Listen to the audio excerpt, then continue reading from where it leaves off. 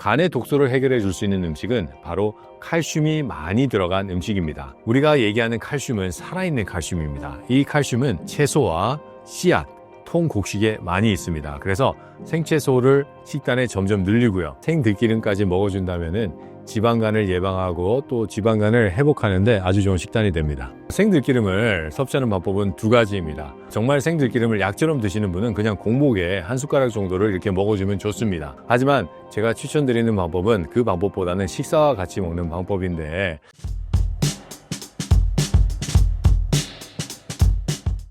지방간 환자가 꾸준히 증가하고 있는데 지방간의 원인은 무엇인가요? 지방간의 주 원인은 우리 식생활에 있습니다. 지방간은 우리 간에 지방이 독소의 형태로 끼는 건데, 우리 인체는 독소가 만들어지잖아요. 그러면은 간에서는 그 독소를 중화하기 위해서 지방을 만들어냅니다. 그래서 간에 독소가 끼고 그거를 중화하기 위해서 간에서 지방을 만들어내는 것이 바로 지방간이라고 이해하면은 쉽게 이해가 되실 거예요. 그렇다면은 간에 직접적으로 독소를 일으킬 수 있는 식생활 습관을 우리가 봐야 되는데, 우리 인체의 구조를 보면은 우리가 밥을 먹잖아요. 그러면 위에서 소화하고 소화된 그 물질이 소장으로 갑니다. 소장에는 거의 물의 형태인 당이 가는데, 그 당 안에 있는 여러 영양소를 흡수해서 문맥을 통해서 간으로 올려보내는 시스템입니다. 그런데 영양뿐만 아니라 독소 또한 똑같은 경로를 타고 간으로 가게 되어 있습니다. 그래서 우리가 먹는 게 독소라면은 간으로 가서 간에 계속 쌓이게 되겠죠. 독소를 만들 수 있는 음식은 크게 세 가지입니다. 첫 번째는 탄수화물입니다. 정제된 탄수화물, 흰쌀밥, 국수, 시리얼, 여러 가지 이 밀가루 음식들, 그렇죠? 그리고 두 번째는 삶은 섬유질입니다. 이 탄수화물이 간에 독소를 만들어내는 원인은 왜 그러냐면은, 정제된 탄수화물은 장벽에 붙어요. 장벽에 붙어서 썩기 시작을 합니다. 그래서 독소를 만들어내면은 우리 내신경이 그걸 감지하고 인체에 명령을 내려서 점액질로 그걸 싹 싸버려요. 그러면은 그 썩는 물질과 장벽에 붙어서 썩는 탄수화물과 그 탄수화물로부터 해서 계속 나오는 독소가 만들어지는데, 그게 바로 활성산소예요. 그 활성산소는 문맥을 타고 간으로 가게 됩니다. 삶은 섬유질도 마찬가지예요. 장벽에 붙어요. 생섬유질은 장벽에 붙지 않고 장벽을 청소해주는 역할을 하지만은 삶은 섬유질은 반대입니다. 탄수화물처럼 장벽에 붙어서 똑같은 일을 해내요. 활성산소 만들어냅니다. 그리고 세 번째는 튀김입니다. 튀김은 높은 온도에서 우리가 기름을 아주 높은 고열로 가열해서 만드는 거기 때문에 엄청난 이 활성산소를 만들 수 있는 산화된 환경이에요. 거기에 우리가 튀김을 튀길 때 일어나는 일은 음식의 재료인 식품을 싸고 있는 인지질이 전부 다 과산화지질로 변해서, 이 과산화지질은 활성산소와 똑같은 역할을 합니다. 그래서 인체에 계속해서 활성산소를 계속 공급하게 됩니다. 그래서 간에 독소를 만들어서 지방간을 일으키는 음식은 첫 번째, 정제된 탄수화물, 두 번째, 삶은 섬유질, 그리고 세 번째는 튀김입니다. 여기에 우리가 더 간에 독소를 공급하고 싶다 그러면은 술과 담배, 이거는 이제 불붙은 간에 완전히 그냥 기름을 붓는 꼴이 됩니다. 이러한 것들이 지방간을 일으키는 가장 중요한 원인입니다. 지방간을 방치하면 어떻게 되나요? 지방간을 방치하면은 심각한 일이 벌어집니다. 제 전 세대 의사 선생님들은 이 지방간의 심각성을 환자들에게 잘 인지시키지 못하고 인식시키지 못했어요. 그래서 저희 세대에는 저희가 의대에서 그 교육을 많이 받았습니다. 환자들에게 지방간의 위험성을 분명히 알려줘야 된다. 하지만 아직까지 병원에서는 그게 그렇게 잘 이루어지고 있지는 않습니다. 이 지방간이 이렇게 무서운 이유는, 지방간이 그냥 지방간 형태로 있는 것이 아니라 간경화로 진행이 되고, 더 나아가서는 간암이 될 수가 있습니다. 그렇기 때문에 내가 지방간이 있다 그러면은 간경화, 간암 꼭 생각하시고 그거를 예방하고 또 지방간을 다시 돌릴 수 있는 생활 습관을 해야 됩니다. 간 건강을 지키기 위해 어떤 식습관을 가져야 할까요? 간 건강을 좋게 하기 위해서는 첫 번째 우리가 꼭 해야 되는 것은 간을 괴롭히는 일을 그만둬야 됩니다. 우리가 아무리 좋은 걸 먹어도 계속해서 간을 괴롭히고 간에 독소를 공급하면은 좋은 효과를 볼 수가 없습니다. 그래서 아까 제가 알려드린 간을 괴롭히는 원인들, 정제된 탄수화물, 삶은 섬유질이 많은 식단, 그리고 튀김입니다. 거기에 우리가 끊임없이 간식을 한다거나 야식을 한다거나 규칙적인 식사를 하지 않는다 또는 아침을 먹지 않는다. 이 모든 것들은 간을 괴롭히는 일입니다. 간식을 하게 되면은 간이 우리가 아침 먹고 점심 먹을 때 간이 좀 휴식을 해야 되는데 휴식을 하지 못해요. 또 우리가 야식을 하게 된다면은 계속해서 간은 밤새 내내 일을 해야 됩니다. 우리 인체가 정말 며칠 밤만 새도 정말 아무것도 하지 못하는데 간을 그렇게 혹사시키면은 간의 기능은 현저히 떨어지게 돼 있습니다. 그렇기 때문에 우리가 이러한 식생활 습관을 고치고 또 간에 독소를 공급하지 않는 것이 첫 번째 꼭 해야 되는 것입니다. 두 번째는 병든 간을 회복시키는 건데 간에 있는 독소를 해결할 수 있는 것 그리고 간에 일어나는 지방간 때문에 일어나는 염증을 해결할 수 있는 음식을 먹어야 됩니다. 간의 독소를 해결해 줄 수 있는 음식은 바로 칼슘이 많이 들어간 음식입니다. 우리가 흔히 칼슘이 많이 들어간 음식을 생각하면은 마른 멸치, 우유, 치즈를 생각합니다. 하지만 이러한 칼슘은 산화된 칼슘입니다.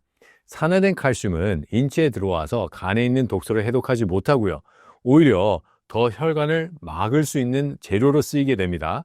그렇기 때문에 우리가 얘기하는 칼슘은 살아있는 칼슘입니다. 이 칼슘은 채소와 씨앗, 통곡식에 많이 있습니다. 그래서 생채소를 식단에 점점 늘리고요.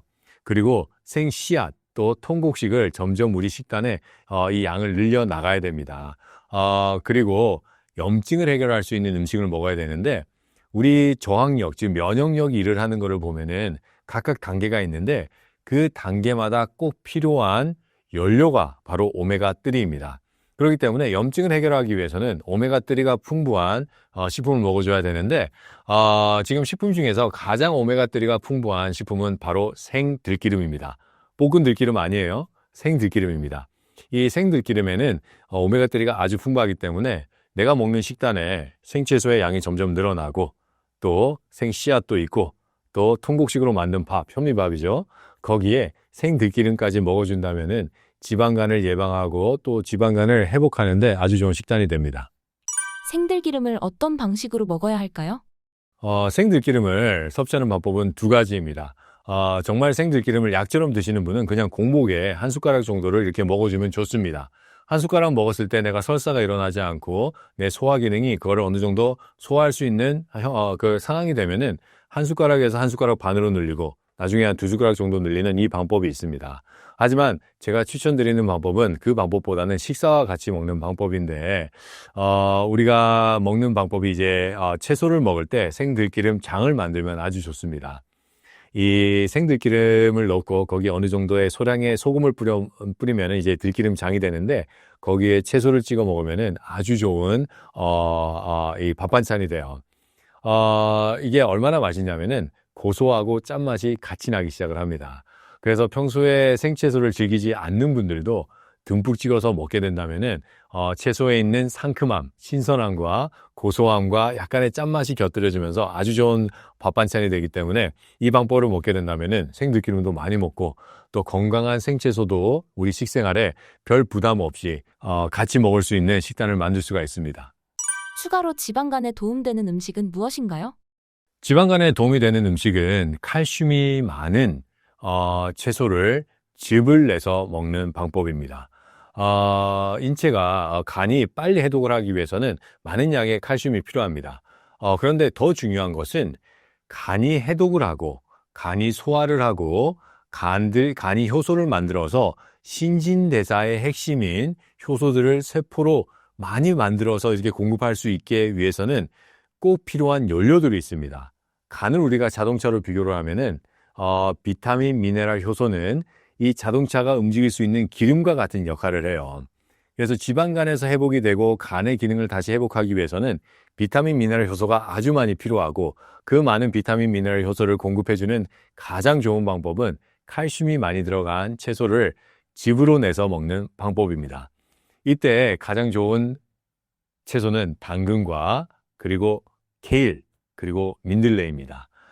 이 세 가지 이 세 가지 채소는 각각 아주 특수한 영양들을 가지고 있는데 그 중에서 공통된 영양이 바로 칼슘을 대량 함유하고 있다는 겁니다. 그래서 이거를 비율을 어떻게 하시면 되냐면은 이 무게 비율이에요. 당근은 한 70% 정도 넣고 케일은 한 20% 정도 그리고 민들레는 한 10% 정도 넣어서 한번 시작을 해보세요. 이 정도 시작하는 거는 아마 이 정도 시작하면은 딱 좋은, 그 비율을 가지고 맛도 그렇게, 쓰지 않습니다. 당근이 들어가기 때문에 좋은 맛을 내면서 먹을 수 있는 비율입니다. 씨앗즙 섭취 방법은 무엇인가요? 특히 칼슘이 많은 것은, 이 씨앗입니다. 그래서 우리가 당근과 씨앗을 같이 즙을 내서 먹으면은 이 칼슘이 증폭하고 또 이 씨앗에는 칼슘 외에도 아미노산도 아주 풍부해요. 그래서 이 당근 씨앗즙의 재료를 살펴보면은 당근과 생기리, 그리고 생참깨, 생메밀, 그리고 생달맞이꽃씨, 생홍아씨를 우리가 쓰는데 이 생기리에는 칼슘이 아주 많고 아미노산도 풍부하고요. 그리고 참깨도 마찬가지예요. 그래서 우리가 하나하나의 씨앗에 들어가 있는 아미노산의 함량을 보게 된다면은 이 씨앗즙을 우리가 내서 먹을 때 섭취할 수 있는 아미노산은 대개 한 7만 밀리그램 이 100g에 들어있는 양을 먹을 수가 있습니다. 우리가 식물성 단백질을 생각하면은 콩을 많이 생각해요. 그렇죠? 콩에는 한 2만 밀리그램 정도가 있습니다. 또 두부를 생각하는데 두부에는 8천 밀리그램 정도가 있어요. 그런데 씨앗즙을 먹게 되면은 칼슘도 풍부하지만은 아미노산이 콩과 두부보다 월등히 많은 양을 섭취할 수가 있습니다. 그렇기 때문에 당근 씨앗즙을 먹으면은 아주 좋은데 이 당근 씨앗즙을 만들어서 먹을 때는 식사와 같이 해야 됩니다. 왜냐하면 다른 집과는 다르게 섬유질이 들어있기 때문에 그래요. 그래서 식사를 한 다음에 식사를 마치고 한 200cc 정도 당근 씨앗즙을 먹어주면은 우리 간의 기능에 아주 탁월한 효과가 있고 또 간을 해독할 수 있는 칼슘이 충분히 들어오기 때문에 또 지방간을 가진 사람들에게도 아주 좋은 영양이 됩니다. 간 건강을 지키면 어떤 질병을 예방할 수 있을까요? 우리가 간을 건강하게 지키는 것은 인체의 건강의 핵심이 됩니다. 몸이 만냥이면은 간은 9천냥이다라는 말이 있을 정도로 간은 인체의 아주 핵심적인 장기인데요.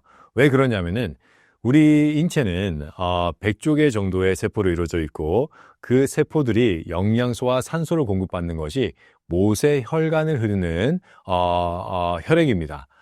그렇기 때문에 우리 세포가 얼마나 신진대사를 잘하고 또 생존을 잘하고 세포 재생을 잘하는 것이 우리가 건강하다는 것을 나타내는 겁니다. 그렇다면은 우리 간에서 해독을 잘해서 혈액순환이 잘 되도록 혈액에 오염이 없도록 지켜줘야 되고요. 또 세포들의 대사의 핵심인 효소를 간에서 만듭니다. 간에서는 2만 5천여 가지 정도의 효소를 만들어요. 그리고 이 효소를 만드는 재료가 바로 비타민과 미네랄입니다. 그래서 우리가 간의 기능을 원활하게 유지하기 위해서는 비타민, 미네랄, 효소를 충분히 공급해서 간의 기능을 할 수 있도록 도와줘야 되고 이때 이 기능을 충분히 하는 간은 첫 번째 소화를 잘해서 영양의 수입을 원활하게 도와주고요. 두 번째는 해독을 잘해서 혈액의 순환을 원활하게 도와줍니다. 세 번째는 2만 5천여 가지의 효소를 만들어서 세포의 신진대사를 원활하게 할 수 있도록 도와줍니다. 이 세 가지는 우리가 살아가는 생리의 기본 조건입니다. 이 세 가지가 지켜지지 않으면은 우리는 점점 병들 수밖에 없습니다. 그렇기 때문에 질병이 있는 사람들은 간 기능의 저하가 올 수밖에 없고요. 그 질병을 해결하기 위해서는 간 기능을 다시 회복이 돼야지 우리는 건강을 회복할 수가 있습니다. 그래서 우리가 간만 건강하면은 질병에 걸리지 않습니다. 건강한 삶을 유지할 수가 있어요. 우리가 이제 간의 기능을 흔히 알 수 있는 아주 손에서 집에서 쉽게 알 수 있는 방법이 있습니다. 그게 바로 내가 방귀를 얼마나 끼느냐를 이제 세어보는 겁니다. 방귀는 음식이 안에서 썩을 때 나타나는 가스입니다. 간 기능이 좋아야지 소화효소를 충분히 만들 수 있는 효소를 만들어서 간은 화학적 소화를 담당하고 있어요. 그렇기 때문에 간의 기능이 떨어지면 우리는 방귀가 나올 수밖에 없습니다. 정상인은 2회 미만의 가스가 나옵니다. 내가 만약에 2회 이상이 나오고 5번, 10번 이상이 나오면은 벌써부터 간의 기능이 저하가 된 거고요. 내가 방귀가 한 20번, 30번이 나오면은 그거는 심각한 문제입니다. 그래서 우리가 얼마나 방귀를 뀌는지 또 다른 걸 또 우리가 알 수 있는 거는 내 발 뒤에 각질이 있는지, 내 발에 무좀이 있는지 이것도 내 간 기능의 저하를 나타냅니다. 우리가 이런 것들을 알 때 집에서 쉽게 내 간 기능의 저하를 알 수가 있고요. 이러한 것들은 우리 몸에서 보내는 신호예요. 이럴 때는 빨리 간을 괴롭히는 일을 스탑하고 간을 회복할 수 있는 영양을 공급하고 이 영양이 흡수될 수 있도록 운동을 하고 그리고 햇볕을 쬐주는 것이 아주 필요합니다. 신사임당 시청자분들을 위한 한마디 부탁드릴게요. 우리가 아프게 된다면은 우리는 흔히 특효약을 찾아 나갑니다. 야, 어떤 약이 좋더라. 어떤 약을 먹으면은 좋아진다더라. 하지만 약은 증상을 완화하는 것뿐이지 질병의 원인은 해결하지 못합니다. 증상을 완화한다 한들 우리의 몸에 질병의 원인이 해결되지 않으면은 그 질병은 계속해서 진행이 되게 되고 이렇게 될 때 각종 심각한 합병증들이 만들어지게 됩니다. 그렇기 때문에 우리가 질병에 걸렸을 때는 어떠한 특효약을 찾아 나가는 것이 아니라 내가 왜 질병에 걸렸을까라는 원인을 파악해야 됩니다. 그리고 그 원인은 우리의 생활 습관에 있습니다. 그렇기 때문에 내가 질병에 걸리게 된다면은 내 식생활 습관이 어땠는지, 내 식생활 습관에서 얼마 정도의 생야채가 있었는지, 생과일이 있었는지, 생씨앗이 있었는지, 내가 그런 것을 아예 먹어주지 않았는지, 아니면 먹더라도 소량만 먹어준 것이 아닌지, 그리고 내가 얼마나 활발하게 자주자주 움직였는지, 그리고 햇볕을 얼마나 쬐는지 이러한 것들을 하나씩 점검해서 이러한 것들을 바꿔나갈 때 질병의 원인이 해결되고 또 질병의 원인이 해결되면서 증상이 완화가 되는 그 길로 가야지 우리가 반대로 증상만 자꾸 완화하고 질병의 원인은 계속 진행되는 길로 가면은 안 됩니다. 그래서 만약에 내가 아프다 또는 내가 건강함을 유지하고 싶다라고 하시면은 방금 한 거대로 내가 먹는 음식과 운동과 햇볕을 얼마나 쬐는지 꼭 점검해 보시길 바랍니다.